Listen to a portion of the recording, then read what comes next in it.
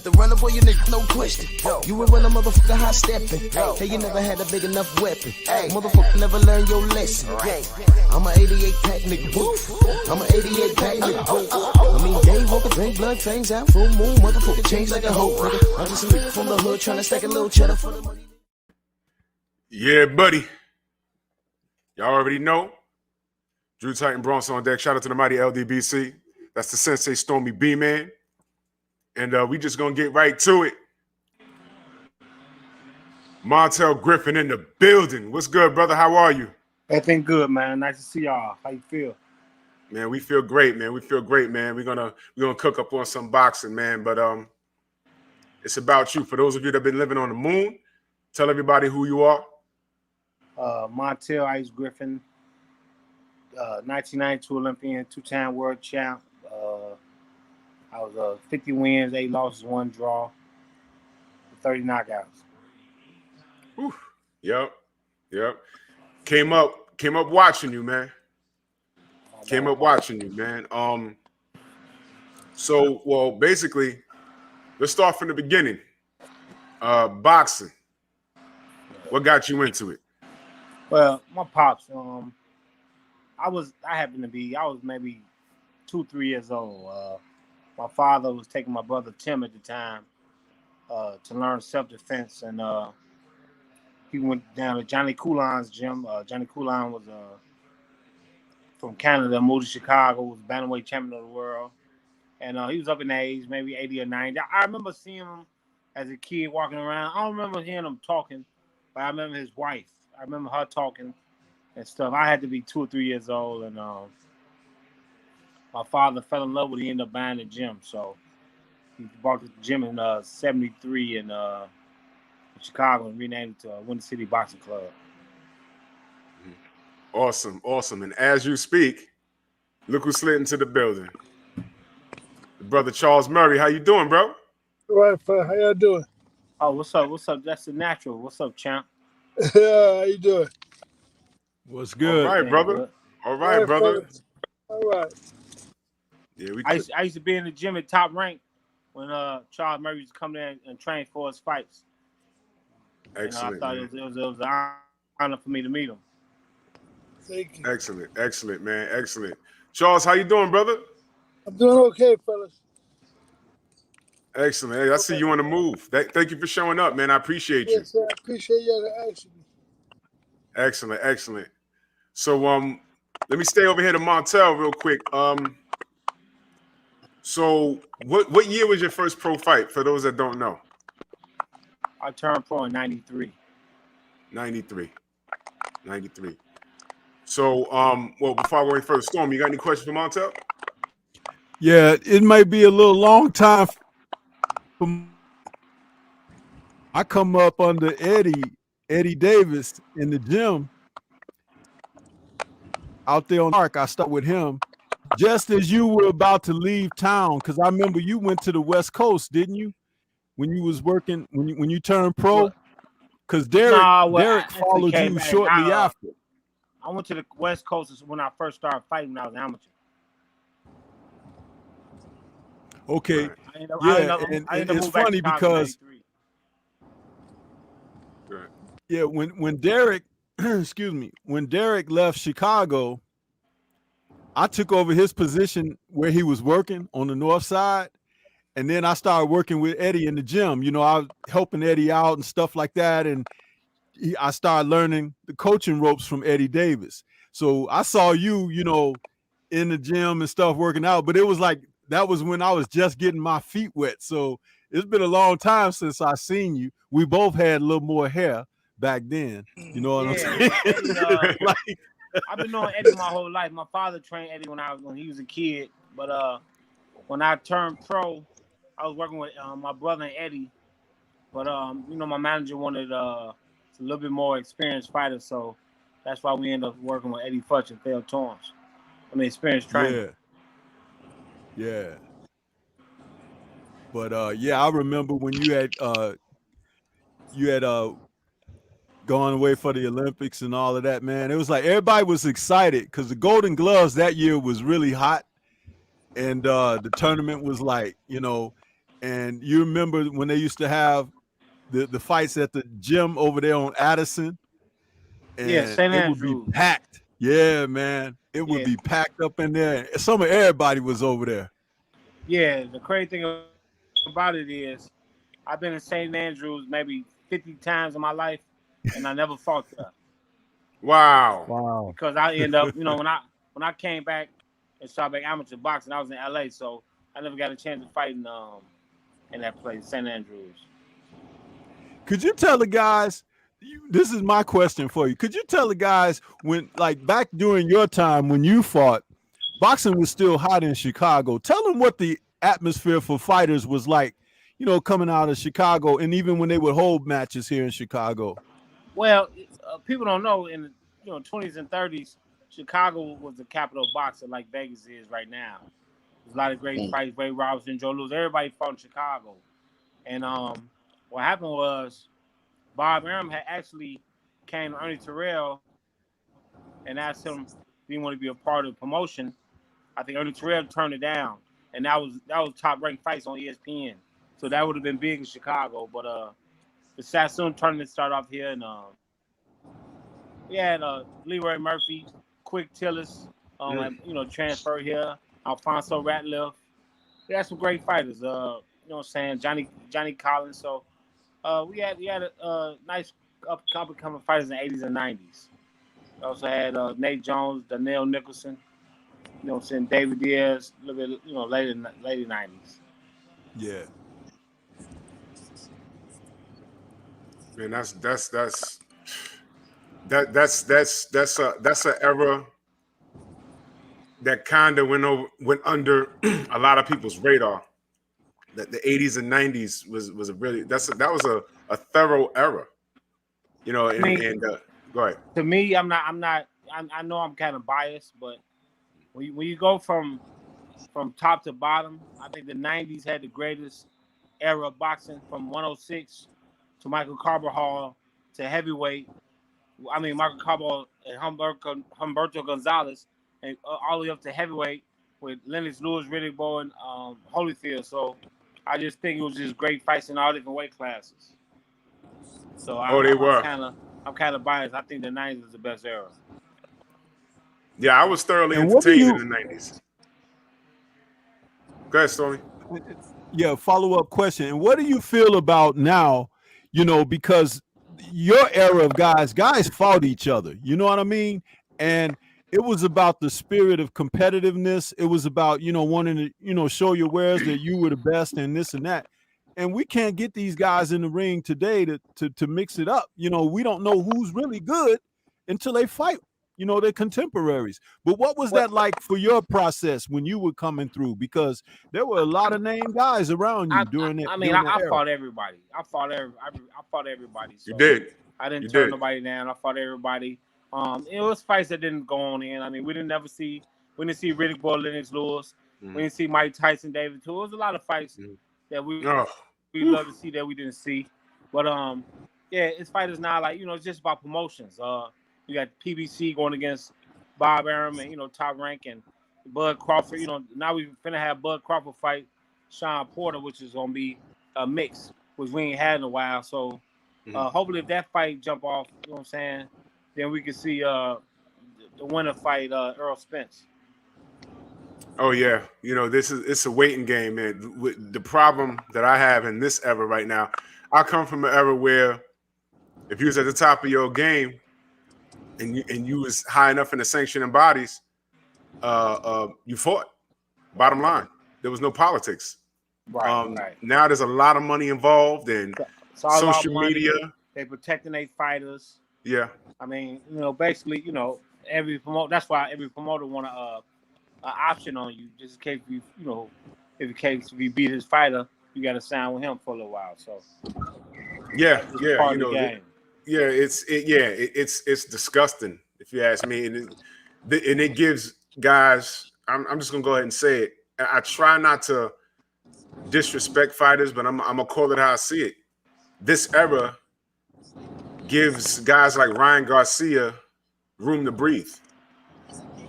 It's like, who is this kid? What has he done other than have 1 billion followers on social media?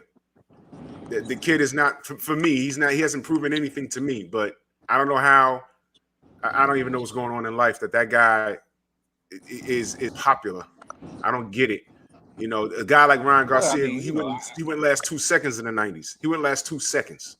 It's ridiculous. Well, you know, I don't really look at boxing like that. I respect every man to get in that ring and try to give it his all. So Ryan Garcia is a guy. So he got off the deck his last fight, but he got up and took care of business. So I don't have no problem with the kid. I see him trying to call out Tank and other guys. So let's just see what happens. I mean, you know, everybody, you know, I don't get into the eras like this era ain't good, this era not bad. I don't really get into that.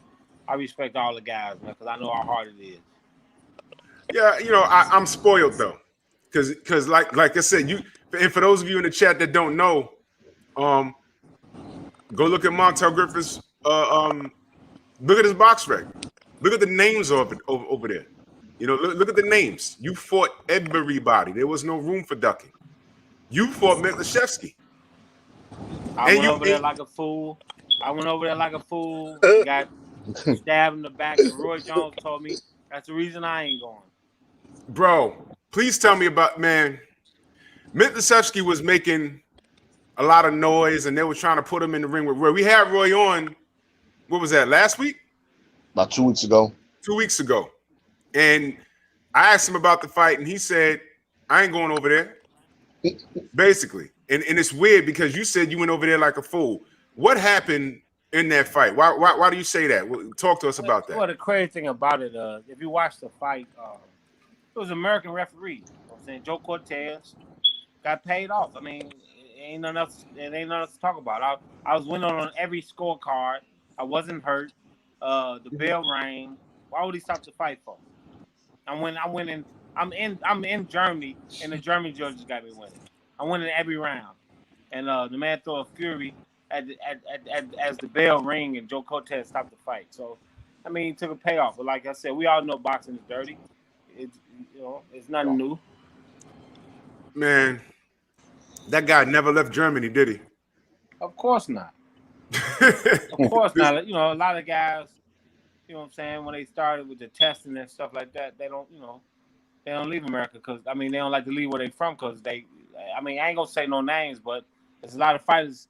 Yeah, how come they lost when they fought in America and they go back over to their country and then they look dominant again? So it's just part of the game. I can name 1,000 fighters from across seas who I know on steroids, but they lost here in America, but then they look like kings where they live at. So, all right, well, let's go there. Cheating in boxing. Your thoughts? That's an everyday thing. I had a world champion tell me when I got out the ring with Glenn Johnson. He like, man, everybody cheating. He said that's the only way you're gonna be able to keep up. I had a world champ tell me this. Man, I mean, we going through something epic right now in the sport. I'm not even gonna take the show in that direction, but that's my response to everybody that wants to ignore it. I tell everyone, just ask the question: is there cheating in boxing? They have to say yes. Of course, it's cheating, man. You know, you got I don't trust these sanctioning bodies. I don't trust a lot of the commissions in various states. I just don't trust anything. We just had a situation with Michael Fox. You know, they tried to cheat him in the ring. That didn't work. Then they cheated him on the scorecards. And this thing with the WBC, they just out loud about it now. They just in our face with it. We're gonna do it, and we're gonna do it in your face, and you're gonna like it. Right. Well, it's all about making money. Yeah. It's all about making money. They're protecting their bottom line, man. Wow. And this is notorious, man. I'm talking about going back to the days of what's his name? Panama Lewis. Horrible stuff, man. Let me slide over to Charles real quick. Charles, what's good, big dog? Ain't nothing, bro. Just listening. I mean, I believe that it is a little bit cheating in boxing, but it's always been that way. Yeah. It's always been always. As professionals, I know you guys. Sometimes you guys felt like y'all were fighting several fights in the ring. You're fighting a guy across from you that's trying to knock your head off.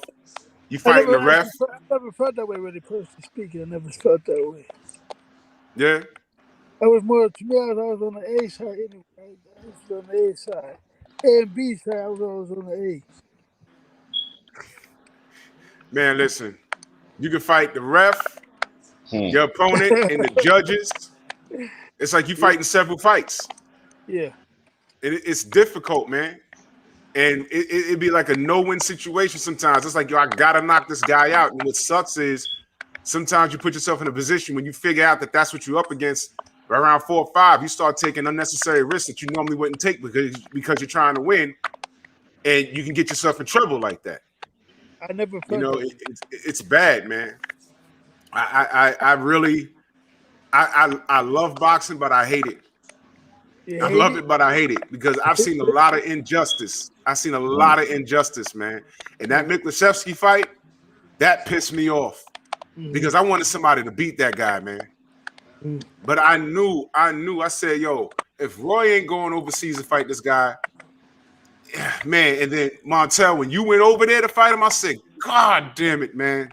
Damn it. It's like I knew what they were gonna do. They were looking for an out, and they stole it from me. The fight's on YouTube. You know, that's why I think, you know what I'm saying, there's been some fighters here in America that got decisions or things going their way because all the stuff we had to go through when we went overseas. It's horrible, man. It's horrible. Trick, what up, bro? What's going on? What's going on, everybody on the panel? How y'all doing? All right, bro. What's up, Trick? Hey, man, I'm doing good, man. It's just good to see. Got 2 former world champions on here, man. I not so much grew up, but man, watching both of y'all, man. Charles Murray, man, you was a man back in the day on ESPN, man. I just got to give you that. And you know, Drew, you said something earlier about we spoiled, which we are. And I remember Charles Murray. Remember I sent you this on I think about a week ago about you had fought 6 times in 1 month. Yeah. We can't get these dudes to fight 6 times in 5 years, man. These dudes don't want to fight today. They don't want to fight. You know? And Montell Griffin, I mean, you know, look your resume. I mean, you arguably, you beat 2 pound for pound back to back, Roy Jones and James Toney. We got nobody doing that today. Don't nobody want to give me credit for it though. Yeah, so nah, man, you don't nobody listen, want to man. give me credit. I know what happened, but nobody want to give me credit for it. Yeah. Man, that James Toney fight was tough. Dan I was Tony, standing on my feet the whole time. Yeah. I beat that man with 14 pro fights. That was a good job. Dan Tony, Appreciate it. and I'm gonna say, and let me say one other too. And you know, I go back and look at combination punching. Like they used to say, well, Mike McCallum breaks his fighter down, going to the head and to the body. Go look at Charles Murray fights, how he went to the head and to the body on his opponents. You don't see that no more today. You know. Well, it's a lot of teachers that's gone now. You know what I'm saying? It's not a lot of teachers like it was when me and Charles was coming up. They all passed. A lot of them passed away. Not too many of them replacing them. And Montell, even your style, that slick style, dropping down, coming with that jab, man. Don't see that, man. That's beautiful. Nice move, yeah. Well, I was just a kid. I was watching Muhammad Ali. I watched all slick fighters. I watched tall fighters. I didn't know I was gonna be a midget, so I learned how to fight as a tall guy, but I was only 5'7". Yo, man, you never duck no smoke, man. You never duck no smoke, man. Nah. I think somebody told me that 4 or 5 of my losses in people's hometowns. So that just sums it up right there. You're a road warrior. So what do you do as far as like when you're training in the gym and you get a hold of a fighter, what do you try and instill on a young fighter just trying to come up and find their way? What do you teach them? I'm old school, so my main thing is technique first. Right. I teach them technique, make sure they're doing everything the right way. Technique and conditioning, put them all together, you know what I'm saying? And I could pick and see who got the heart and the desire to do it. So that's why I end up backing those guys. But it's a lot of it's a lot of disloyal guys in this game. So who guys who I work with, who I'm not working with no more. It's kind of crazy, but my name would be out here more as a trainer, but things didn't work out the way it should have. But I'm just trying to. I'm 51 years old. I'm just trying to get in the game, get serious now, and put some champs together. It's tough to find loyalty with the young guys nowadays because everywhere different. You really try to be loyal to them and not put them under the paper because of what things that you went through. They don't have no loyalty to you though. So it's tough. Yeah, loyalty. Loyalty is absent. Yeah, loyalty is something else, man. You can have a guy. For example, you guys will have somebody in the gym, and you see something in that person. You're like, this kid might be special. You work with him for a couple of years, and he's advancing ahead of everybody else. And then somebody throw a bag at him, and it's like, yo, man, I throw you a strong 6 figures, and I get you 3 fights in a year, and you'll be fighting on FS1. And they're thinking, yo, man, I got to get out this hood or whatever their financial situation is. Top Rank will come and promise to improve it or whoever, and they'll leave you cold. But the problem with that is, if you get away from the people that instilled like basic principles inside of you, like as far as how you work in the ring, and you chase that dollar and you get away from your core team, you never advance. And when you fight better competition, you need to go to another level. And if you didn't finish on a level that you started out from, if you didn't develop there, and you go from A to X instead of A, B, C, D, instead of going in those levels, instead of going in that order, you'll find out that person that lured you away from that gym and your core people 2 years prior and gave you 6 figures, they were really building you up to get beat by their main guy. You understand? They brought you up as a B-level guy, and these guys never even knew it. They promised, yo, you're going to be the next so-and-so. Next thing you know, you're getting a title fight in 3 years, and you really wasn't ready for it. Then you go in there and get your ass kicked on pay-per-view, and that's the end of you. That's the business. It's dirty. So what? You sold yourself out for what? $900,000? Whereas if you took the basic steps and got your career going from the mud, it took you a little longer. But when you fought to get in your position, you'd have had that education, you'd have had all the integrity in the world with your core team behind you, and you'd be ready for prime time. A lot of people want to take the shortcut, and they hurt themselves. We've seen it happen dozens of times. I don't want to take the shortcut. And that's why I mentioned a guy like Ryan Garcia. He's an example of that. They're putting him in the sentence, and this is my opinion. They're putting him in a sentence with these other guys that I'm watching him, and I'm like, he's not ready for that. He's not ready for that. He's not ready for that. Trust me, he gets in the ring with a Devin Haney or a Tank Davis, you're gonna see some shit. It's gonna be ugly. It's gonna be ugly because right now, as we speak, why is he not fighting? Does anyone know why he's not fighting? He's not fighting because he's suffering from depression. But he's suffering from depression, but he's on Twitter every 5 minutes, calling out fighters and doing videos. It's like, what are you doing, dude? If you're dealing with depression, go sit your ass down in your doctor's office and stay off the grid. But he's off the grid, like out of the ring, but he's talking and talking and talking. Trust me when I tell you, when he gets in the ring, one of those top guys, he gonna get his ass kicked. And we gonna realize that he was really just an Instagram star and not a real fighter on the top level. He can fight, but Tank will kill him. He can fight, but Devin Haney will kill him. He's gonna be one of those guys. So he got a Gatorade deal. He talked his way into a Gatorade deal. And there's so many things wrong with boxing, man. So many things wrong. Meanwhile, a guy like Montell, that's why I wanted you to come on the show. Because right now, there's a lot of young cats, they heard of you, but BoxRec, look at the damn resume. Damn near all of your fights are on YouTube. Look at the work. Look at the body of work. You know what I'm saying? You're a road. You said you had five of your losses was on the road, which means you went to other people's houses and tried to get it done. These are the things that are underappreciated, but these are the things you had to do in your career because you didn't have that super promoter that tried to steer you in all these directions. Whatever you got in the industry, you literally fought for. And this is what we asking these guys to do nowadays. Fight for it. I don't care about your Instagram followers. I don't care about your Facebook. I don't care about none of that crap. It's crap. I don't care about that. Get your ass in the ring. I'm the consumer. I'm the consumer. All right. I want what I want. These fights nowadays, it's like pulling teeth. I'm still salty that I ain't get Lennox Lewis versus Riddick Bowe. I'm still salty about that. We like 30 years later. I'm mad. I'm still mad. I ain't get it. Blame it. Blame the business. Horrible. I don't think Riddick fight Lennox. Man, I how the hell don't think Riddick wanted to fight. What'd you say?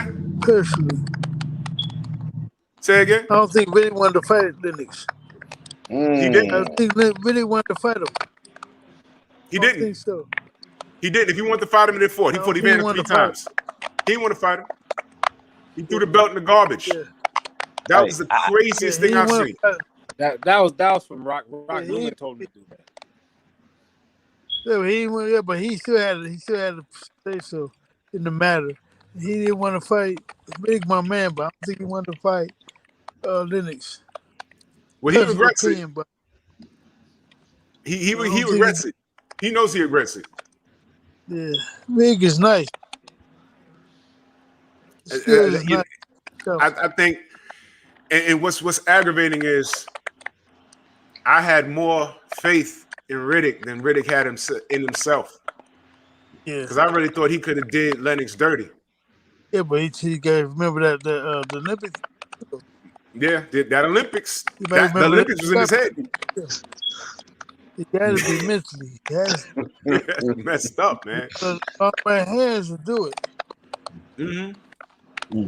Hey, I got one question for Montell. Oh, what? Yeah. Go ahead, Stormy. Go ahead, Stormy. Yeah, Montell, you had the good fortune of being around both Thel Torrance and Eddie Futch.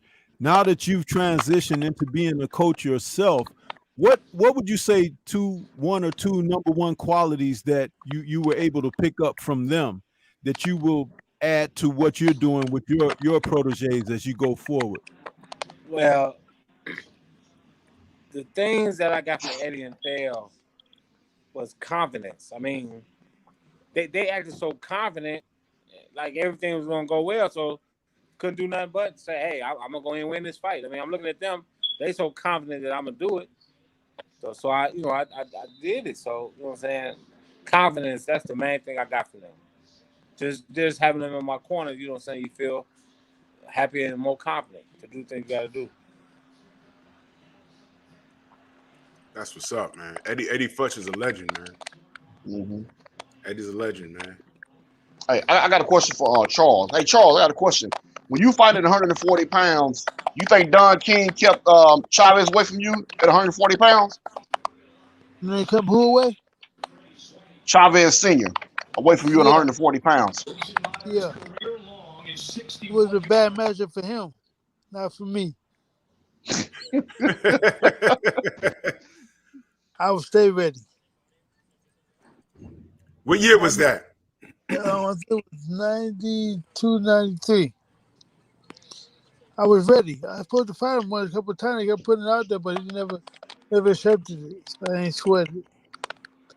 I had a match with a lot of people, though, but they ain't never accept. Was it a high risk, low reward for Chavez? Yes. If what would have been okay, too, but, I would have took it. I got another question for Charles. Salute to you, Charles. Yes, sir. Hey, your fight with Juan Laporte, that guy was famous for some battles. What was it like going into that fight with him? You know, you knew of his experience and everything, and Yeah, I'm sure but you were definitely confident with what you brought. But walk us through that when you challenged Laporte. What was that like going in with a fighter uh, like that? old young versus older young gun. I felt like I could beat him easy, man, because I was too little. Too little, just too little. Yeah. I Man, just felt too big for him. I I ain't was watched too. him fight in a long time. I could box. Yeah, I used to love the way you work, you know, upstairs and downstairs, Up and man. The down way that you there. put your punches together. I see why they called you the natural. You know what I'm saying? Because I the had way some you just practice. flowed with your shots, man, you ran them Yes, off sir. like rhythmic, you know. Yeah, but And practice a lot. a guy had to be smart in there with you Yeah, because you could throw shots to make him, you know, place his hands a certain place, but you actually setting it up for something else to come in a something else. different direction. Yeah, I agree. I mean, they call me natural for a reason. I want to Montell, I want to talk to you about your book. Well, tell us about your book and your brand. If you have a brand, talk to us about that. Yeah. Well, I got a book out called The Ice Life. Came out on my birthday. Just I just went through. I had a crazy life, man. Man, wasn't normal like pretty much everybody else is. 4, 5 years old, I was Muhammad Ali on a daily basis. I grew up. I boxed amateur, and my father passed away at 12. I quit, and 8 years later, I came back. I made the Olympic team with 30 amateur fights. So it was just a crazy life, crazy stories. I think it's a good read. This my shirt right here. That's the name of the book, The Ice Life, The book is out now. right there. Sure is. It's out. It's Ice Life. My link is theicelifebook.com. If anybody interested in getting the book, theicelifebook.com. Like I said, it's just a story about a kid who made his way a second chance. Yeah, I put the link in the chat, theicelifebook.com. Yeah, Y'all go ahead and theicelifebook.com. pick that book up. I'll be reading it. Yeah, man. I want to talk to you about I asked a lot of fighters this. What was the highest point in your career and what was the lowest point in your career? I think it's important that all people that are in the industry, they need to hear that. They need to be able to deal with that mentally, the highs and the lows, because they're equally as important because they define you. So the highest point and the lowest point.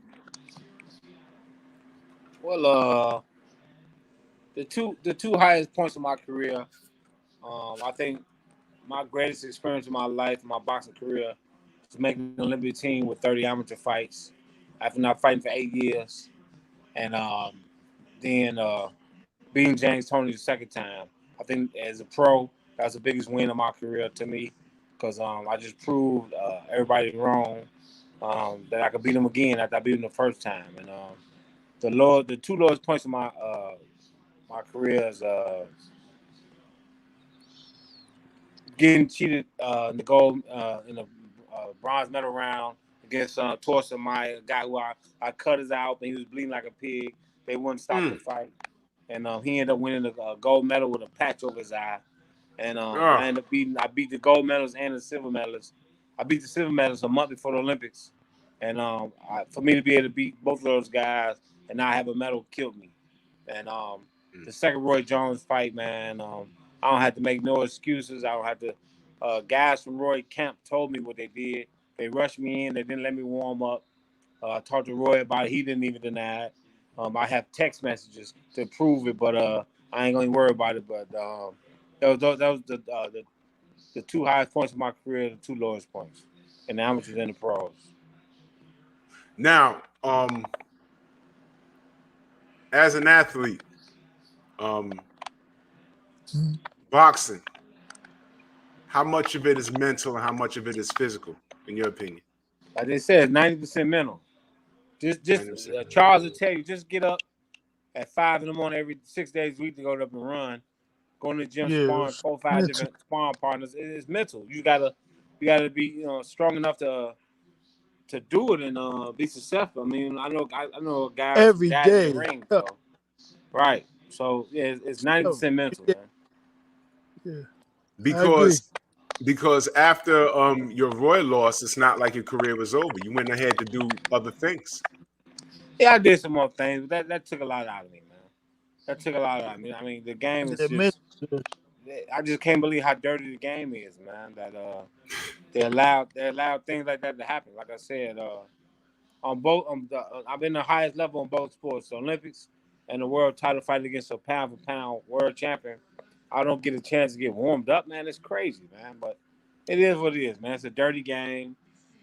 We see it every day, and it's gonna be around here forever. And Yeah, man. until the government take over, until the government take over boxing, get rid of the promoters, get a commissioner and charge You everybody and didn't have a get pictures and chance to warm everything. up? Huh? So you didn't have a chance to warm up? Man, I didn't warm up 2 minutes for that fight. Oh, no. I got proof. Shit. I got people who was there. Oh. You know what I'm saying? I brought the Roy. He ain't even denied. So it is what it is. What now? You said something very interesting. You mentioned getting rid of the promoters. The commissions are obviously a problem because there's rules in different states for different things. Would you agree that boxing needs one governing body? Of course, For all just like baseball, football, and basketball, they have pensions. They have one commissioner. Everything is done right. There's no under the table dirty stuff that that we see on the outside. It's everything is ran right. You know what I'm saying? Boxers need a pension. We fight in front of all these fans and uh, trying to impress people and everything, and guys don't have pensions. Guys having money problems after their careers over and everything like that. A lot of things that need to be fixed. Yeah, I spoke extensively with Reggie Johnson about that. Sweet That would be Reggie, a great that's my help. man. Yeah, man. Sweet Reggie Johnson spoke to him about that. There's a pension system, I believe, in the state of California, and they told him, huh? California was the only state with a pension. Yeah, they told Reggie, I forget the number, but he was like a couple of rounds short of receiving his pension in California. And I'm like, what the hell do they want you to do? Come out at 55 years old to have a fight? I think it was 100. You had to have like 107 rounds or something. I can't remember. That's if you fought crazy. 107 rounds, I think I had like 114. That's the only reason I got mine. But Stormy, take over for me for 1 second. Yes, sir. Yes, sir. So, guys, question to you both here. Going forward, because we have this platform here, right, where we do now a great deal of work on the airwaves, like having brothers like yourselves on, former champions, experienced fighters on our platforms. But we talk about boxing all week long. Some of us have daily shows. Some of us, like myself, I have 3 or 4 shows a week. What would you like to see us be able to do to help the system get turned around? Like what we're talking about, this campaigning for commission and things of that nature. What would you like to see us do that's within our power and reach to help fortify the sport for the present fighters and future fighters? man, real talk. I really couldn't tell you where to go to start off to getting it done. But I just think all these different states it's got to come together now. I mean, I know they try to have they try to respect all other states as far as their commissions, but something we got to do, man. All these people, I mean, Charles will tell you how many people like me, and Lennox Lewis told me, he said, man, you better watch your money, man, because Panos is robbing me blind, and Lennox ended up winning a $7 million lawsuit. So who knows how much he cheated out of me, but I know for the fight in Germany, he cheated me out of money. So it's just a crazy, dirty game. Before we go any further, I just want to let everyone know on the line right now we got Eddie Mustafa Muhammad. How you doing, brother? You there? I'm doing good, yeah. Yes, sir. You might not, Eddie. You might not remember, but we met in Vegas a few years ago. I was at the Mayweather gym. It was real brief. Okay. It was super brief, man. How you doing, brother? I'm doing good. Relax. Excellent, man. Excellent. I just wanted to welcome you on. So, Thank Montell, you were saying something, Montell? First, I gotta say what's up to my main man, Eddie Mustafa Muhammad. He's my idol. I look Hey, up to Martel. him. That's my man. Hey, what's That's up, right. Eddie? That's Charles You got Murray it, on the line, brother. Hey, Charles. Good to hear from you, brother. What's good, man? How you doing? I'm just relaxing, that's all. Yes, sir. Nice to hear from you, man. Excellent, excellent. Yeah, man. So it's a boxing. Like I say all the time, man. And we just supporters of the sport, and we're on the outside looking in, and we see what the industry does to you guys. You understand? And it puts you in a position where I know how it is. You know, it's like, damn, I don't want to take this fight because I know the fix is in, but I got a mortgage, I got a kid in college, I got got a baby on the way. I gotta do it because if I don't take this fight, Lord knows where I'm gonna fight next. Yeah. And you're fighting against the grain, and that plays on your brain. You're in the gym hitting the bag like, damn. Before the bell rings, I'm down 7 rounds, and one of them is a 10-8. So I gotta go in there and knock this guy out. You know what I'm That's saying? what you got to do, no doubt. It's bad, man, and we've seen it. We've seen it, and then you wonder why a guy like Floyd Mayweather said, "I ain't leaving Vegas." Hell no. Can you imagine if Floyd went to what if Floyd went to the UK to fight Ricky Hatton? Automatic loss. Automatic. Well, look what happened when he fought Canelo. One of the judges had a draw, and he's an American. Draw. You see? When they read that card, I said they better not, man. There was Boxing no is part of very that political. fight that Canelo won. No part. It's very political. Very political. It's disgusting, man. It's disgusting, man. So I know what you guys are up against. Eddie, I used to watch you fight on ABC, man, in the 80s. Yep, me too. Mm-hmm. In the 80s, man. So, man, that was, bro. I get goosebumps thinking about, man, the 80s, man.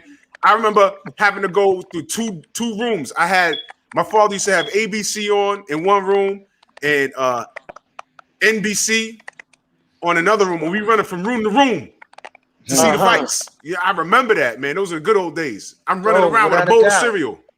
What an era of light heavyweights too, man. What an era. Oh, man. Beautiful era. All Beautiful of era. you guys were killers, man.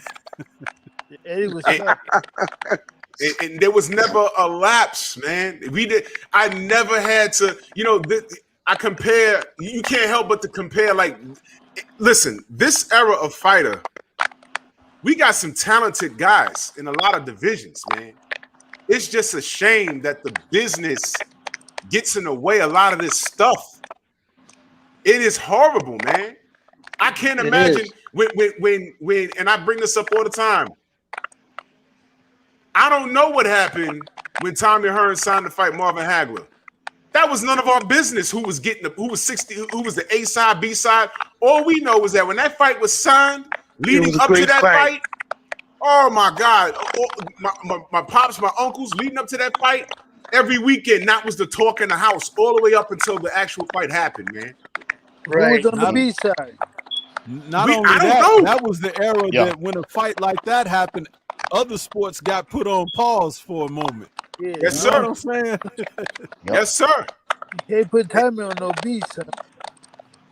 Man, you can't miss stuff like that. I can't. That's why I don't identify with this era. It's very aggravating. It's very, very aggravating, man. Everybody on the internet has their degree in boxing business now, and we haven't sat in one room. We haven't signed no contracts. They're just things that we hear, and even I've done it based off of what I've heard happen in negotiations. I'll make my assessment based off of what I've heard, what's in writing on an article, or what limited people I know in the industry from what they tell me. But that doesn't make me an expert. But I get mad because I'm like, why am I talking about this? I don't recall having these conversations when Montell was active, when Charles was active, when Eddie was active. I don't recall any of those conversations, man. It was, oh, they fighting? When? What time? What network? Oh man, That's who's it. gonna win? Those are the conversations I like to have. Yeah. I mean, this is bad. So Eddie, Yeah. what you up to as far as the sport is concerned? What you up to nowadays? Well, I'm trying to do what the doctors and nurses tell me to do is to keep an eye on the pandemic. You know, Yeah. mask up. I had my shots, both of them, and I'm just, taking it easy. That's all. Are you in the gym, Eddie, or no? No, I'm not at the gym. Not at all? No, man. I'm just at my home relaxing. Yes, sir. My kids and my grandkids keep me busy, so I'm cool. Yeah. Okay. Charles, how you been, man? I've been all right, man, trying to find me one, man. Make me a champion. Good. I'm going to do you it. in the gym? Huh? Are you in the gym? Yes, sir. Good. Well, you got a lot to offer these guys out here. Well, I appreciate it, man. I'm gonna get something going. Well, I remember the good old days in triple threat. Yeah. Triple threat. Break it down. What's a triple threat? Break it down. So that's Charles was one of the triple threats. Oh yeah. Him and Ray Mercer and Al Cole. Yeah. I talk to Cole all the time. Yeah, he a talker. Yo, he just called me last night. Good man, Al Cole. Yeah, he funny. So Eddie, what was it like? Because I know you like when I saw you at the Mayweather gym a few years ago. I want to know what's it like when you see a fighter that stands out more than others. What do you do as far as amplifying what you see? Like what is it that you look for in a fighter? And you say, look, if I could just tweak this and tweak that, I could make this guy really, really good. What are some of the things that you look for in a fighter? Well, first and foremost, you have to have your jab going. Right. Every great fighter has a great jab. Larry Holmes, Ali. When you got that jab going, everything else comes secondary. Yeah, I agree. Yeah. So, what's more? I know this is gonna be kind of like a silly question, but I think it's work ethic. What's that? Work ethic. Okay. Work ethic in them. If you're a gym hound, then we got something. But if you don't want to be in the gym, it don't mean how many jabs you got. He got a good jab. If he ain't in the gym, it don't mean nothing. You gotta be in the gym. What's more important in training a fighter, offense or defense? Well, the name of the game is I hit you, but you don't hit me. There you go. There you go. Yeah, that's right. Yeah, no, put both together. Mm-hmm. In your opinion, what fighter you feel historically didn't get the credit that he or she deserved? A lot of them. Give me an example. Well, there's a couple of guys out there that you can talk about that didn't get all the credit that they deserve. Al Cole was a great fighter. Al had balance. He had a great jab. and Al didn't get hit that much. Strong too, strong fight. Throws a lot of punches. Oh yeah, no doubt. Yeah, you know when my friends told me to ask you guys, I think What's that? Montell fell off. I'm gonna text him see if he's trying to get back on. But he wanted to ask you guys, sort of like a fantasy matchup. Well, it is a fantasy matchup. It'll never happen. He wanted to know who would win a prime Ike Ibeabuchi against a prime Sonny Liston. That'd have been a great fight. Yeah. You know, I mean, I never saw Ibeabuchi get hit, but Sonny he took a great punch. He had a thick neck. That's a great fight right there. Yeah, I couldn't call it. No, you're right. Go ahead. Stoney got something. Well, the way I see it, a lot of people don't realize that Sonny Liston was a little bit older than what he was, listed as. But if you saw Sonny Liston, and we're talking about going back to when he fought guys like Cleveland Williams and everything, the way he fought, he was a technically sound fighter. He He did some great things in there. He had one heck of a jab. But when he punched you, he punched through the target. And guys like Ike Ibeabuchi, he didn't have the ring smarts enough how to take care of himself in there. In other words, a lot of times he'd try to be brave and show you how tough he was by taking a shot. And that brings something that Mike Tyson once said in an interview. It calls to mind, and he said that tough guys in this sport get hurt because you're not in there to show how tough you are. In boxing, you want to show how slick and smart you are. Yeah. Because the tougher you are, the more somebody can show you how tough you are not. There's always somebody who can lay some leather on your ass. You know what I'm saying? So I think that Sonny Liston would take those opportunities and he would pulverize Ike Ibeabuchi. And a lot of people don't remember that Sonny Liston had somewhere between an 82 to 84-inch reach. You got some quitting behind the pulverizing jab like he had. I'm sorry, but Ike Ibeabuchi would be defeated probably within 7 rounds. Ooh. But if he didn't see a stop though, Sonny got some quit in him though. Sonny had quit him when he was in there with a problem that he had never seen before like that. Yeah, I mean, you quit. But that was something he hadn't seen before. He'd seen guys like Ike Ibeabuchi before. I just mentioned Cleveland Williams. If Cleveland Williams and Ike Ibeabuchi, could Ike get past Cleveland Williams? We remember that Cleveland Williams took a bullet to the body and still fought on. A lot of people don't know that. He took a 357. Exactly. Exactly. Ooh. So, I'm here to kind of bring in the reality of the fighters of today, even going back to Ike's time, the late 90s or whatever, early 2000s, the men were still made and cut from a different cloth. They were.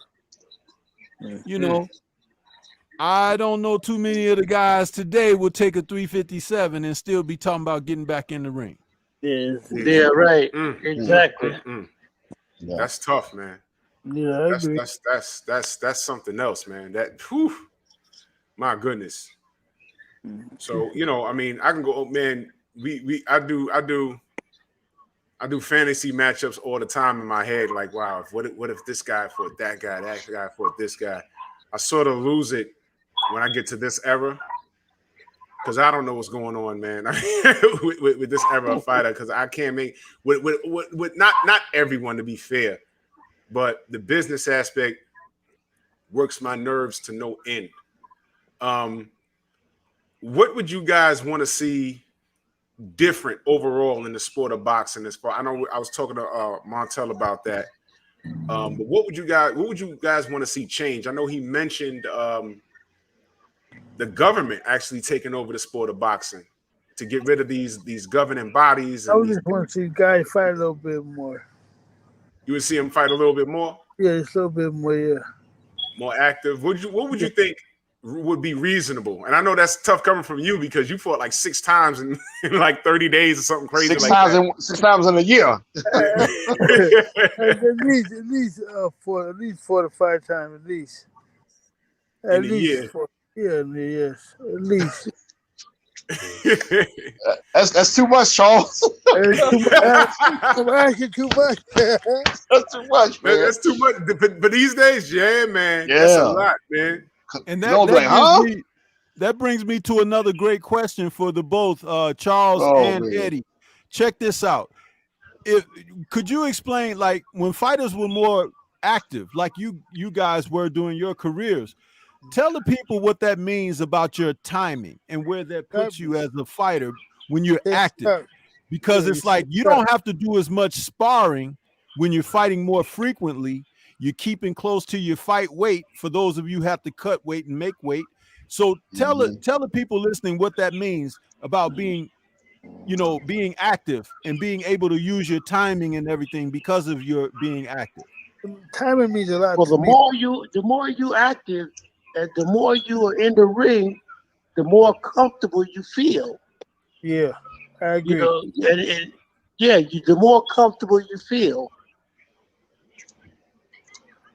Your house. That type of feeling. Yeah, I would agree. But timing means a lot, though. Timing and confidence. It's like it's your house. Nobody can't beat you. Nobody gonna beat you in your house, no matter if it's their hometown. Exactly. It don't matter. I used to love to see Charles box. Charles was a great boxer. He'll make you miss and he'll make you pay. Yes, sir. Make a miss, make a pay, man. That's the name of the game. That's the name of the game right there. I want to take a second to salute my brother Deacon 305 in that super chat. He said, "Drew Titan LLC, salute King until the other kings on the panel. Salute. I just want to support the real movement. Salute to you, Deacon 305, man. Much love and appreciation, man. Much love and appreciation. I see everybody in the chat. I'm just letting everybody cook on the panel, man. Let me ask you guys. Speaking of fantasy matchups, if you could pick any guy from any era, what would be a matchup that you guys would want to see? I'm gonna start with you, Charles. What I would want to see? Yeah. Ali and Tyson. Ali and Tyson.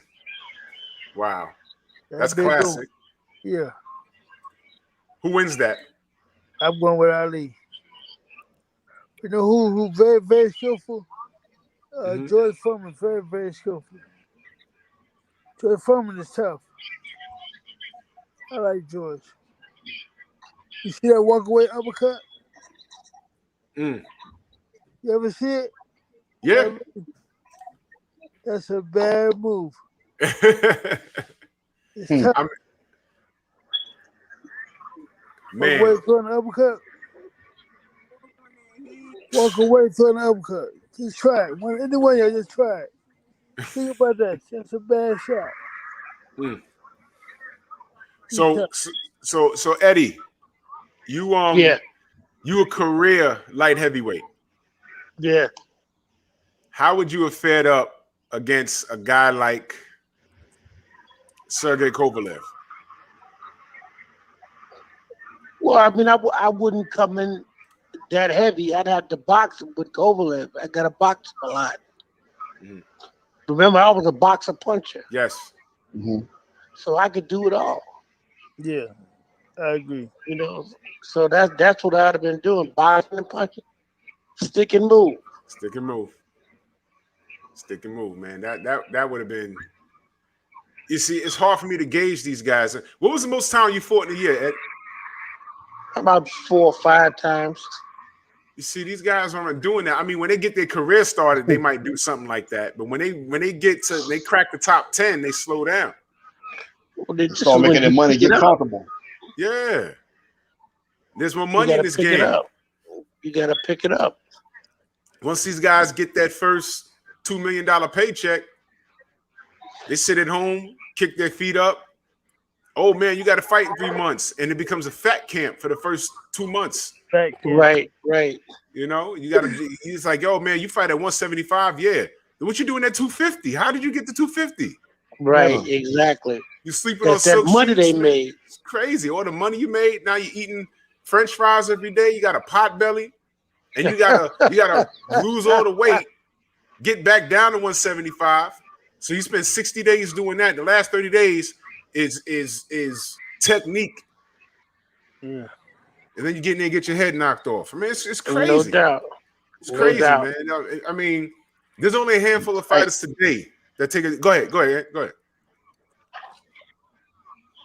And I'm gonna back. I'm gonna go off of something Stormy said when he said Ike Beabucci had a little. Do you say had a little quit in him? Is what you said. I'm sorry. What'd you say? I'm not putting words in it. Well, I put it this way. We're talking about Eddie Mustafa Muhammad versus Kovalev. My thing is, man, your left hook to the body was vicious, and Kovalev had some quit in him. If Andre Ward was going to the body and hurting him, I can imagine what would happen if you was hitting him to the body. So I think Kovalev. Well, I know Kovalev got some quit in him. So going to the body with him, man, you get him out of there, man. So I got you stopping him, mid rounds, man, with body shots. Get him out of there. I believe that because he got quit in him. I to see Eddie fighting Kovalev on World of Sports on ABC on a Saturday afternoon, stopping Kovalev round 6 with a hook to the body. Well, I would like to pay tribute. I would like to pay tribute on that and piggyback off what Trick just said, and Drew, by saying this: fighters from Eddie's era would love to feast on guys like Kovalev, and I'm gonna tell you why. Kovalev defense was porous. He didn't hold his hands up properly. He couldn't get out of the way of a punch to save his life. And guys from Eddie's era, they love that. That's target practice. So men who were versed in turning their punches over with proper leverage and throwing punches that are not telegraphed. Think about this for a moment. They're not telegraphed because they're punching from the proper position, short shots, turned over with proper leverage. Remember, those guys from Eddie's era, they didn't stand with their legs all spread far apart and everything where you can't get out the way. Their feet were closer together, but they used the movements, the shoulders and everything, head movement, and could roll and counter, catch and shoot, do all of those things that we hear the terminology about, but nobody's really practicing or teaching anymore. So he would be able to eat a guy like Kovalev alive because Andre Ward beat him up. Muhammad would. Now I'll let Eddie go ahead. Well, my thing is this here. I'll tell you guys a story about Bob Foster was a good friend of mine, and we like to kid and joke each other how if we'd box each other, who would have won the fight? And I told Bob, I said, Bob, I'd have knocked you out. Bob was a great fighter. But I told him, I said, I'd have knocked you out, man. One body shot. I'd have took away your breath. Bob was very deceptive looking. Bob looked like a scrawny guy you think you're gonna bully. No, you forget that. Yeah, and he knocked your head off. I had to stay on top of Bob with them short body shots. Yeah, and break them down. And see, Eddie, tell these guys about drawing a fighter like Bob, right? Now the liver shot is a great shot when you're talking about that body punch. But Bob likes to throw that right hand and left hook, right? He likes to throw that right hook, that left hook. But if you you give him the right hand look, right? So he throw it. It's all about timing. You turn that left hook over right in his rib cage as he let that right hand go, he going down. Am I right? Exactly. We used to talk on the phone a lot, me and Bob. Bob was a great competitor. Great guy. Bob was no joke. The brother Bruce Ghost, he wants to ask you, Eddie. He said, can you ask Eddie about the Spinks rematch weigh-in? What do you want to know about it? That I was on weight? Bruce, elaborate on that. He's in the chat right now. Elaborate on that, brother. Well, you know what? They said I thought the scale was off. And we found some flour, saxiflower that was supposed to be sold to one of the stores out there, and that was overweight by 2.5 pounds, and that was government tested. You know, so I knew I was right, and I would have beat Michael Spinks. When we had that fight lined up, he didn't want to fight me because I was stronger, and I was let them know that I was gonna knock him out. Oh, he said, why didn't they make it a non-title? Being that the weight was off. Okay, let me explain that. Butch Lewis, he drew up a contract for us to be a non-title fight. So I signed the contract the same day. Michael signed the contract. So that was all set for non-title. So, but what happened was Michael went upstairs in his room, thought about it, and then he said no, he didn't want to fight, period. And I ought to knock Michael out because I had his number. I had his number. Wow, man. The brother in the chat, Dwayne Jones, he said, if you can take it and get physical with Bob, you could give him trouble like Doug Jones did. Oh, no doubt. I like Bob. He's a good guy. He's one of my best guys in boxing. But Bob is nothing to play with. Bob he'll drop that right hand, left hook on you, and the game is over. All right, so I'm gonna ask both of you guys. In your careers, high points and low points. So I'm gonna start with Charles. What was your highest point? What was your lowest point? And how did it work out for you? My highest point was probably winning the IBF junior welterweight title, and probably the lowest point was losing it. The person who I thought shouldn't have beat me. It was more of a mental thing than a physical thing. So I thought that I shouldn't have lost to him. I did. That's really was my lowest point, I believe. Okay.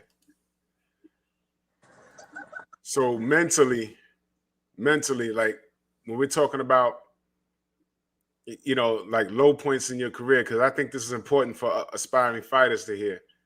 How'd you deal with it? I did with the mental part, coming right back, going back to the gym. Got right back to work, right? Yeah, get right back to work, yes. Get right back to work. Yeah. Sometimes, Eddie, go ahead. Sometimes you can fall out of love with the game. You kind of fall back in love in a sense, You can fall out of love real fast. Oh, yeah, I know.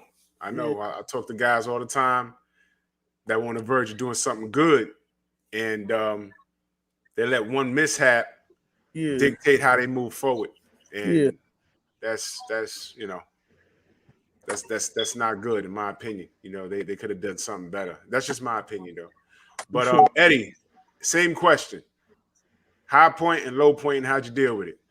Well, the high point is when I won the world title because I fought Victor Galendez for the same title, and I thought I beat him, and the people that were announcing the fight had to be winning the fight.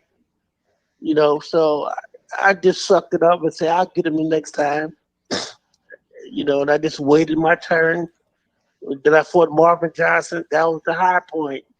Right. I took care of Marvin, and won the world title. Yeah. There's no other way to, boxing. Oh, go ahead, Trick. Go ahead. Yeah, I was gonna ask Eddie Mustafa Muhammad.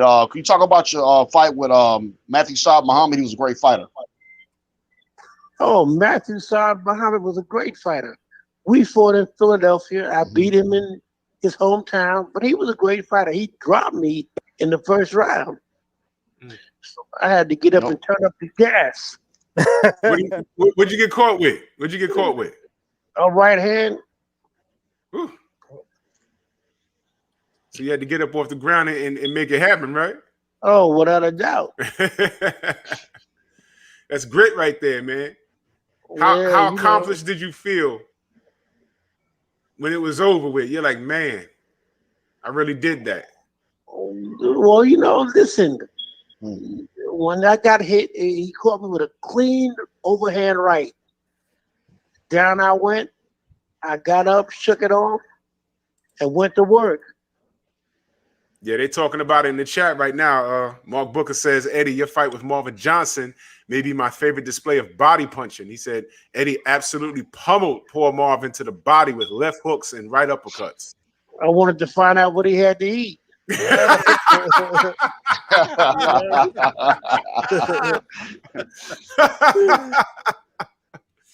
Man, whew.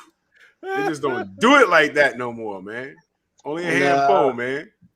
A handful can do it like that. I worked on them body shots throughout the course of the training for the fight. And I know if I kept hitting him with them body shots, uppercuts, because Marvin was the type of guy that liked to put pressure on you. Right. And I slowed him down to a crawl. Then I took him out. So Dwayne Jones says Eddie fought a hell of a fight with James Scott in Rahway Prison in the 70s when Scott was prime. Oh, Scott is a great fighter. But too bad he had to do that time because he'd have probably been world champion. What did he do great time fighter. for? You know what? I don't know. To this day, I don't know what he did time, but he had a lot of time. Wow.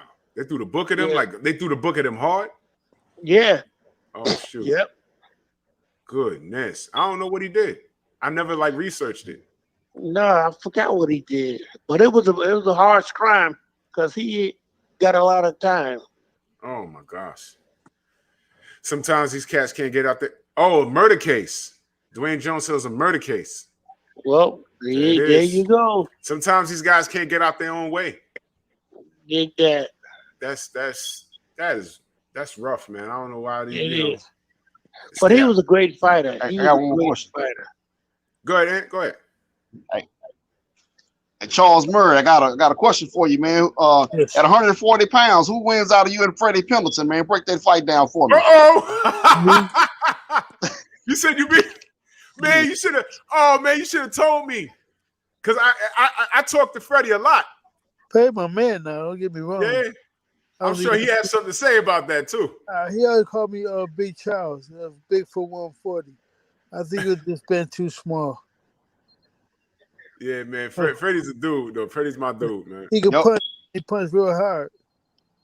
Everybody said that. Everybody said that. Yeah, he punched real good.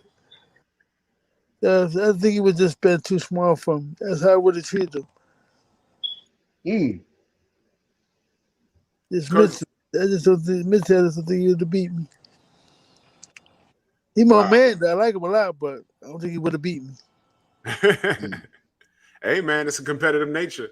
Yes, sir. Yeah. There it is, man. Salute to my brother Kurt Sugar in the chat. He said I talked to his brother Evan. Oh, wow. Wow. Jeez, man. I mean, sometimes these brothers can't get out their own way, man. I feel bad for that, man. But yeah, man, Freddie was a beast. But you say, Charles, you say you to beat him?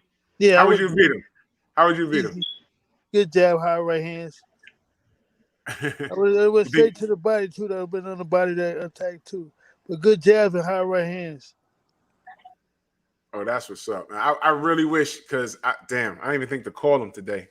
Because he'd have jumped on, man. He'd have jumped on. Freddie's a cool dude. That would have been fine. Yeah. Freddie's, that's my guy, man. Yeah, and again, he can talk too. He can talk, man. That's the brother though. Yeah, good right hand, though. Yeah. But you want to talk about, in my opinion, guys that are underappreciated. It's guys like you, Charles. It's guys like Eddie. It's guys like Freddie. And you just gotta, like, I tell these cats that are like, some of these cats that love boxing and they're trying to get educated in sport. Where do I send them? I send them to the 80s and the 70s. I send them there. Go do some homework. Look up. I literally was at a gym, and this kid, he's about, kid's 6'5", he's like 18 years old. Mm-hmm. And he's just starting out. He loves boxing, and I can tell he wants to be a student of the game because he asks a lot of questions, which is always a good thing. Yeah. He's asking a lot of questions, and the brilliant thing about this era is that you ain't got to tell anyone to look up news articles anymore. Yeah. It's right here on YouTube. Yeah. And I tell him, I said, look up this. I referred him to a few of Eddie's fights. Mm-hmm. You understand? I said, yo, look up this fight. Look up this fight. I said, you're long. No one should be getting near you. You need to be putting that jab out. And there's like several different types of jabs, man. Keep people away from you. Yeah, Tommy Hearns. Yeah. Tommy, I said a couple of Tommy Hearns fights. Yeah, I also wanted to show him some fights of guys that were winning, ended up losing because they lost focus for that split second. And I tell him, yo, don't be this guy. Don't be this guy. Don't be that guy. Work the jab, and he's soaking it up like a sponge. So right now, it's one of those situations where his ambition has to catch up to his talent because he's just starting. So but he's gonna be all right. But I notice whenever I'm referring somebody to something, it's always something in the 70s and the 80s or the 90s. Because I can't refer them to anything in this era, only a handful of guys, like 2 or 3 guys in this era. So I tell them, go back.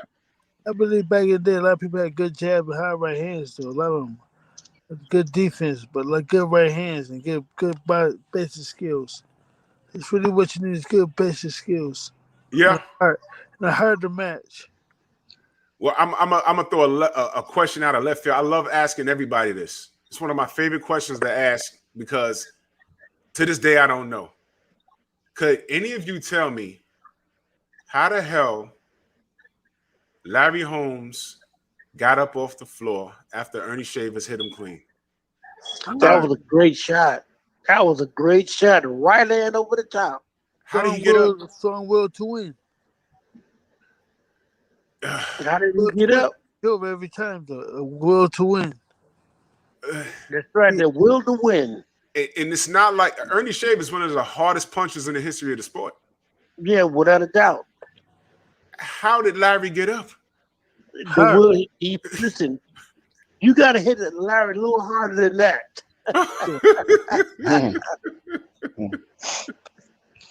That was ridiculous. That was a sub shot, though. He got lucky too, I think, in terms of when they met. But, listen, Larry walked into that shot. Larry is one of my dad's all-time favorite fighters. And all I remember was my dad jumping up and shouting, "No!" And he was standing up with his hands on his hips. He was like, "No!" And Larry got up. He was like, "Yes!" Man, yeah, my dad loved Larry Holmes, man. He's a great fighter. Oh my gosh, man. What was it like watching Larry Holmes as the heavyweight champion during that era? What were your thoughts of him as your careers were unfolding? You were able to witness that firsthand because that's one of your peers. How did you view Holmes at that time? Larry had all the basics to become a great fighter. He had a great jab. He had great balance. And he moved that head a little bit before he got hit with my man. A great teacher. Ali was a great teacher. Yeah. Mm-hmm. Man, that was, that's one of the fights I can't watch. Him versus Larry. Can't watch that fight. Oh yeah. Yeah, that was like heartbreaking. When I was first of all, I was a kid when it happened, but then when you understand the history, and I got a little older, I said I can't watch that fight, man, because Ali was passive. He done fought in 3 different eras. Yeah, I wouldn't watch that one either. Yeah, that was bad. Ali talked a lot though. Yeah. Ali was just fighting on heart. Yeah. How do you think Ali measures up? If Ali was, let's say you took Ali, let's say, I'm just gonna pick a year. Let's say 1969 Ali, health-wise, and threw him in the heavyweight division today. How does it work out for him? 69? Yeah, 1969. He fights. He get him 70. Now, I'm just saying, any like a year as far as his health and everything else. Ali's undefeated. He'd be undefeated? I think so. Yeah. Eddie, what about you? Undefeated. Stormy, what about you, Stormy? Ali. If you took an Ali from 1969, dropped him in the middle of the division right now, how does he fare? Well, he wouldn't be scared of any of these guys today. That's for certain. Matter of fact, he'd embarrass a few of them, There's nobody around even right now that had some of the ability that he had, all those tools. So he probably shoot right to the top because what was interesting, and check this out, and Eddie and Charles could probably attest to this. After Ali, during and after Ali's career, a lot of people emulated him, right? Especially the heavyweights. But now that we're a couple of generations removed from that, people you don't even see that anymore. Trying to dance on your toes and move around and flip your punches, and you don't even see that anymore. I teach you. These guys today, each other and everything, because if they did, you would find out who's really good and who's not. But there's a lot missing to all of them because they're not fully equipped. There's only a handful of fighters who are what I deem 5-dimensional fighters. A lot of them are 2D and 3D, but it's like that may sound insulting to them, but it's the truth. Yeah, I agree with that wholeheartedly. Salute to Curtis Anderson in the super chat. He said, Eddie beat tough fighters, Jerry Celestine, Jerry Martin, and Tyrone Booz. I followed your career closely. Thank you. I hope he enjoyed it. Oh, yeah. Curtis is a historian, man. Curtis is a historian. Absolutely. I want to ask you guys, I'm actually asking this question. I'm gonna troll my brother Reggie Owens real quick. Who wins, Lennox Lewis or Muhammad Ali? That'd have been a good fight. This is big and long. Right. Ali's still the greatest. I'm going with Ali. You gonna go with Ali? Yes, 15-round fight. He's very elusive. Ali's very elusive. All right. So Charles going with Ali. Eddie, who you going with? I gotta go with Ali also. Okay. What makes you pick Ali over Lennox? Well, Lennox has been swinging at air. And Ali would have been counter punching all day long. Yeah, very elusive. Don't they have a similar reach? Now that I think about it. Yeah, but Ali can make a miss. Mm-hmm. Their movement not the same at all. Yeah, that's true. Ali was more fluid. Lennox Lewis wasn't light on his feet. And a lot of the guys, not all the people, but a lot of the guys he fought, he was punching downward. Yeah. But when he fought guys that could see him eye to eye, He didn't waste gotta time. catch He tried to Ali. get him out of there. It's hard to catch Ali on his toes. Yeah. I'd go with Ali, especially if the fight goes into deep water in the championship rounds, because Lewis, sometimes He's depending tired. on what kind of camp he had, he had a questionable gas tank. Hey, Yeah, let me say he's this. tired. I think that Ali will beat Lennox Lewis also, but you think the Lennox Lewis that got with Emmanuel Stewart would have a better chance at Ali than the Lennox Lewis before? I don't think it matters. Stormy shaking his head like, no, dog. I'll tell you why. The Lennox Lewis who was with what was his Pepe name? Carrera. Pepe Carrera. He just told Lennox a lot like Breland used to tell Deontay, hit him with the right hand, throw that right hand. So Ali could see that coming every day of the week. But No, without a doubt. the Lennox that was trained by Emmanuel was trained to be more offensive, but not to take care of himself defensively, which is why a guy like Ali, with his scientific mindset in boxing, he would make Lennox throw certain shots so he could catch him clean. But Ali would fake him out with movement for a while, get him confused or catch him with a lull in his mind. And then if you look at his fight against Ernie Terrell, who was tall like Lennox, 6'6", Ali danced around Terrell, danced around him, and then when he decided to punch him, he couldn't do anything with Ali's hand speed. And Ali, when back then, we're talking about 1965, 1966, he could dance like that for 15 rounds. That's right. Lennox ain't never had to go 15 rounds. That's right. Yeah, exactly. Those 15 rounds separated the men from the boys, man. All day long. Woo! You needed cardio. I mean, and it was deceptive, man. You even had guys, and for those of the young cats in the chat that don't know, you had guys going 15 rounds or trying to go 15 rounds in that era. Guys like Buster Mathis Sr. And y'all know why I'm saying him, because that was the original Butterbean. Yeah, right.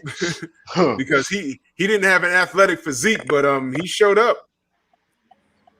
Tony Chubb 15 rounds is a long time. Yeah. I went 15 rounds twice. How'd you feel after that? I never. If I knew what I had to do to prepare myself, so I wasn't worried about it. I went 15 rounds with no problem. Oh, Bruce Gold's got a good one. Frazier or Liston? That's good. I like that. Liston. You got Liston. Was kind of small. I got Liston. And he had to come in too. And Liston would have been waiting for him. Yeah, that will with Liston. Yeah, that's incredible, man. I mean, I could do this all day. I ain't gonna hold y'all brothers, man. I really appreciate y'all coming through, and shout out to you, Charles Murray, man. It's good to hear from you, brother. Thank you. Eddie, you in Vegas? Yeah. All right. Well, we gonna be in Vegas for the fight October 9th. Just give me a call. We hook up. Oh, definitely. Well, before we leave, who y'all got in that fight? Wilder or Fury? I like Wilder. Okay. Elaborate on that. Because listen, Wilder, like the first fight he had, Wilder was beating him easy. Mm-hmm. And he dropped him twice. So I gotta go with Wilder. And if he get an even better trainer, I still got him. Bet. Who's trainer? Malik Scott. Malik Scott is a new trainer. I'm going for Fury. Okay, you going with Fury? Why? His style. It's awkward. You got a nice style. Okay. You got a funny kind of style, but it works on Wilder. Okay. Well, he's funny looking, in my opinion. Fury's funny looking. He's funny looking, man. But yeah. Well, I'm going with Wild World. Yeah, I'm gonna lock you in, Eddie. And when we land in Vegas, you know, we'll connect. I'm gonna go to Sounds maybe the good. gym. You know, I might get a workout in, jump some rope. You know, you can show Sounds me good. you can show me some tricks or something. You know. So you may want to make a comeback. Hey man, listen, man. You know they throwing money around. All these guys coming out of retirement, getting that quick $1 million. Well, I'm gonna tell you now, I'm not coming out of retirement. What about you, Charles? Not never. Nope, never. even for Freddie. Nope. Yeah, I like it the way it is. Yeah. No doubt, man. Well, fellas, I really appreciate you, man. I really appreciate you guys. I'm gonna lock you in, Eddie. No doubt, Charles. Definitely, you got a free pass. You can come back to the Strong House anytime, man. Much love and appreciation to you, man. You be cool, baby. All right, brothers. All right. Salute, guys. Yeah, man, that was awesome. Oh, Bruce Groves in the super chat. Much love and appreciation. He said gratitude, Drew. Much love. Can you imagine Charles Murray and Freddie Pendleton right now? Freddie ain't gonna let him talk, man. No, man, listen. Whoever would sanction that should be locked up in prison. That'd be crazy, man. That'd be crazy, man. But man, that was good stuff. See what we like to do. We love boxing, man. And not only do I appreciate talking to the people that are doing things now in the sport, but I like to talk to the guys that I grew up watching. Charles Murray, I used to watch a lot. Eddie Mustafa, back when, y'all, he has another name. I'll just say that. You know what I mean? When he accepted the Islamic faith, he changed his name. But under the other name, I grew up watching him. And let me tell you, those thank you, Dwayne Jones. Those years in the 80s that I talked about when ABC and NBC were airing fights, they would air each other. They would air it at the same time on purpose. Mm-hmm. So you'd have to make a decision. Am I going to watch this or watch that? So either you was turning in between rounds to see what was happening, or you was, if you had money, you had 2 TVs in the house. You run to one, you have it, both channels on 2 different TV sets. You go to one, you go to the living room and watch that. Round in, you go back to the bedroom, watch that. You know what I'm saying? That's like a highlight of like that's pivotal in my childhood. That's pivotal in my childhood. You know what I mean? That's how I grew up watching boxing. You know, so technology changes and everything else. And that's why I want you guys to understand that I can't fathom a lot of this stuff that I see today going on. Listen, do y'all guys realize that there was no mother effing excuse for Errol Spence and Bud not to have happened at least twice by now? At least twice. Yeah, they should be on their trilogy right now. Yeah, I mean, come on. This crap should have happened right now. Do y'all realize we waited 5 years for Manny Pacquiao to stop BSing us and fight Floyd? Yes, it was his fault because Freddie Roach admitted it after 5 years. It was his fault. So many fights today that shit. I mean, look, we didn't get Bo versus Lewis. We never got it. You understand how ridiculous that is? And we're knocking on that right now with how Bud is talking or whatever, and all of this stuff. I mean, come on, this is crazy talk. We're here with it, and this behavior these days is normalized. But we just had Charles Murray and Eddie Mustafa on the phone. Charles Murray fought 6 times in a year, man, and those weren't no pushover fights. Go look at Eddie Mustafa's resume. You might not recognize a lot of people, but the man was busy. I like to celebrate these guys, man. That's why I talk to Freddie Pendleton. That's why I like to talk to Charles Murray and Eddie Mustafa. That's why I had he had to run, but Montell Griffin on here. Yeah. That guy fought everybody in the 90s. That's why he made reference to the 90s. It was something happened. When the 2000s came and technology kind of took over, technology is why guys like Ryan Garcia exist. Now, it'd be different if Ryan Garcia had a legit injury, because I don't believe he's suffering from this depression. And he was actually out there. And he said, yo, I'll fight Tank. And then the fight happened and he lost, but he says, yo, I'll be back. I wouldn't have a problem with Ryan, Right. because he tried. But the problem today is that these kids are not doing, their paycheck don't match their activity. It don't match. Right. And then we get on here and we fuss with each other. No Bud, no Spence. No Bud, no Spence. Come on, man. Oh, it's opposite sides of the street. Oh, he's at Top Rank. He's at the PBC. October 9th, what's happening? Is it not PBC versus Top Rank? October 9th? Yep. So can we cut the bullshit out? Fight. We're the consumer. We're the consumer. I want what I want, man. I just want you. Oh, you just hate this fighter. You just hate Canelo. You just want to see him lose. No. I want to see him active.